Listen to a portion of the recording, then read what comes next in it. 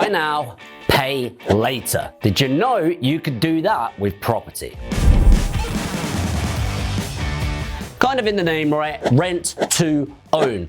So the scenario with this is you, maybe your tenant, maybe your investor, whoever it is, you're seeing a property, you want to live in there, but for whatever reason, maybe you can't buy it right now. Let me give you some scenarios. Maybe you've got the deposit, you know you can afford the monthly payments on it, but maybe you've got a court county judgment, maybe there's a phone bill you didn't pay 4 years ago, and there's no way you can get a mortgage right now.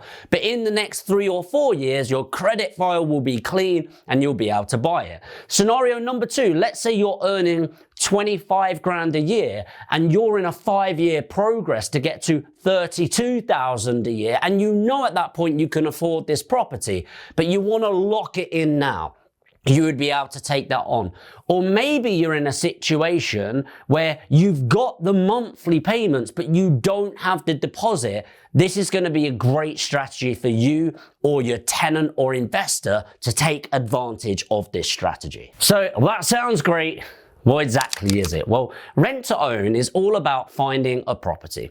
And this property could be, for example, a 3-bed terrace property. Maybe you're a buy-to-let landlord and you want to actually secure the exit. Maybe in 8 years' time, you want to sell the property, but you really want to reduce the risk of any downfall in property, and maybe you want to lock in that price today. Well, that's going to be pretty amazing for you as a landlord. If you can go, I know what rents I'm going to get in the meantime, and I know the exit price that I'm going to end up selling it to my tenant. It's great for the tenant because they might be in a situation where they're like, do you know what? I love this house. I want to buy this house. I don't have the money right now. And we've all been in this situation if we've ever rented. Maybe you're like, do you know what? I really want to repaint this room. I really want to put a new bathroom in. Maybe this kitchen could be updated, but what's the point? All I'm really doing is putting money into somebody else's property. But now the tenant can know that they can put a £3,000 kitchen in and it's going to benefit them because eventually they are going to own the bad boy that they live in. Maybe you've seen a property, you're on the up and up in your career, in property, whatever it is, and there's just this house that's on the market right now. And you're going, do you know what? I would love to live there. It's just a couple of years from now, it'd be absolutely fine. I just can't make it work today. The same scenario, you could go in with that opportunity to take advantage of it and actually monetize if you want to sell it or if you want to live in it for the long term. So how exactly does it work and how do you communicate it? Well, often you'll find these opportunities most obviously when it's on Rightmove or Zoopla to sell and to let. Now, this happens a lot more often than you think, and you can get a virtual assistant to extrapolate that data. They can go on Rightmove for sale, download all the properties, Rightmove to let, download all the properties, and see the ones that are on both. This is going to show you what's available there as the low-hanging fruit. You can put this forward to anybody. You then approach the agent and say, hey, I notice this property is online for rent and for sale. I know this sounds weird, but do you think they'd be open for both? So maybe I rent it for a year or two, agree a purchase price and buy it from them later, and we do both through you. So you actually benefit as the letting agent and you agree as the sale agent. Do you think that's something you might be interested in?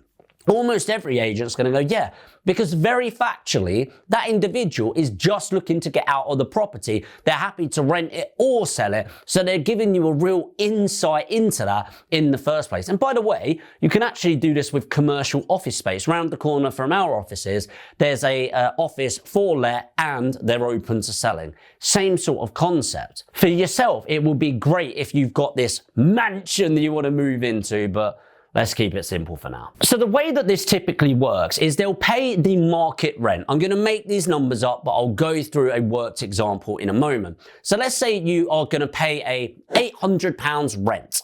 And that is your rent. You're not going to see that again, okay? That is showing the owner of the property that they're at least getting paid in the meantime whilst they're waiting to get paid on the exit of the property. What you're then going to do is you're going to pay what's known as a top-up. Often, this top-up is a monthly super rent, some people call it, and it goes into an escrow account, okay, or a client bank account. It shouldn't really go into yours, but you can talk to a solicitor about doing that. That top-up amount should add up over the years to around a 10% deposit. So let's say it's a £500,000 property and you've agreed to buy it in 10 years' time. Well, that needs to be £5,000 or roughly £430 a month to build up to that 50,000 over that period. I think I've done the math correctly there. So now what you've got is they're getting paid, which is great. You've secured the property, which is great. You can now spend money knowing that you're going to actually own it. You're paying this top up, so you don't need to worry about this sudden £50,000 deposit. You're contributing to that on a monthly basis. And then the final piece of the puzzle is that you agree the price today.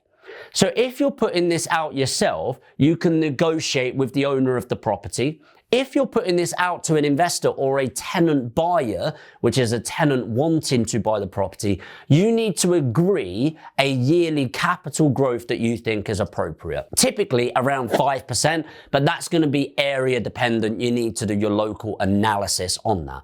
So say it's a £100,000 property today, and they're agreeing to buy it in 10 years for 170,000. In a good area that's got great capital growth prospects, investment, logistics, transport, all of that, that sounds like a good deal for me. So the benefit to you as the tenant buyer, if you're going to rent to own it, is pretty obvious. You know, you're putting yourself in a buyer's position today, but actually paying the price down the line, and you can actually treat this house like your home.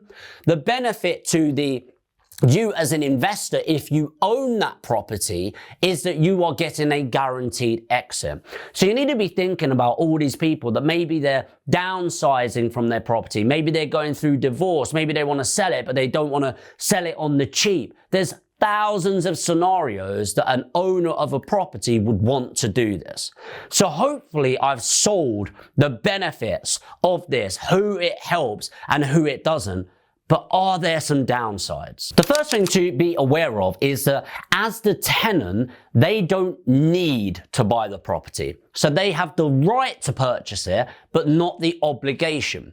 So it's actually not that bad of a thing for you as the owner, if you like, because actually what you do receive, let's say it gets to that end of the 10-year period and they go, I don't want to buy this property, actually I'm going to move out and move on. That's okay. You get the benefit of that top-up rent. So in that case, £50,000. And that's agreed up front, by the way. So it's your money to be released at the end. There are ways for you to get it, but bit advanced for this video.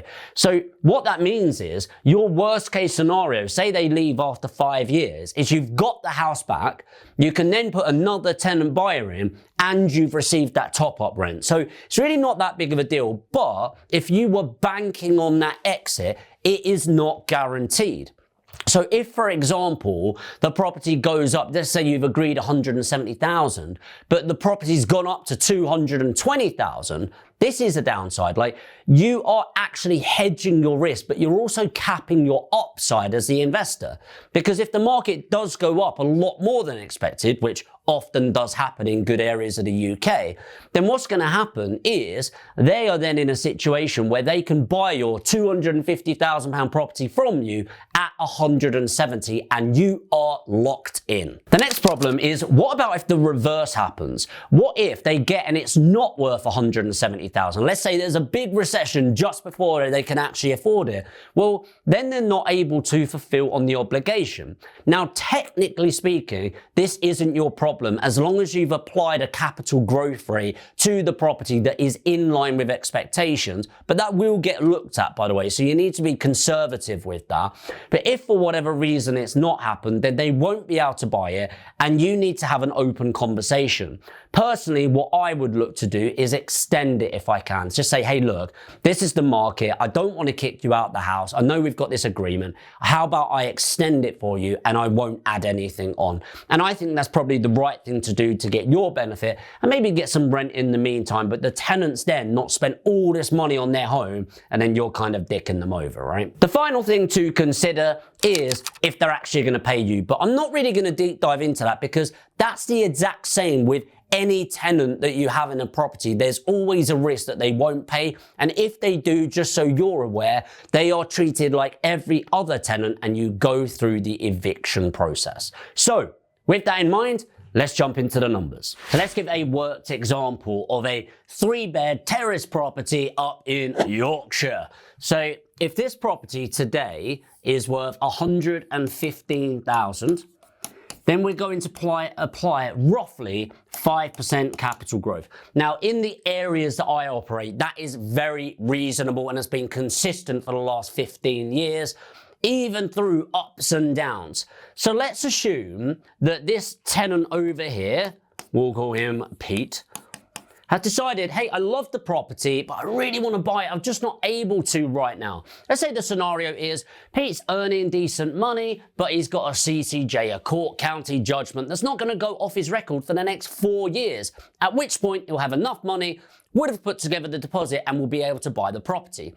So if we said over a 5-year period, that's going to end up being roughly £146,000. I think it's 146,600, right? So we're looking to get roughly 10% deposit. I'll put 10% debt. So that's 14,600. So what we're looking to do is create a top-up rent, or a super rent, some people call it, in order to actually have that 14,600 at the end, which is roughly £243.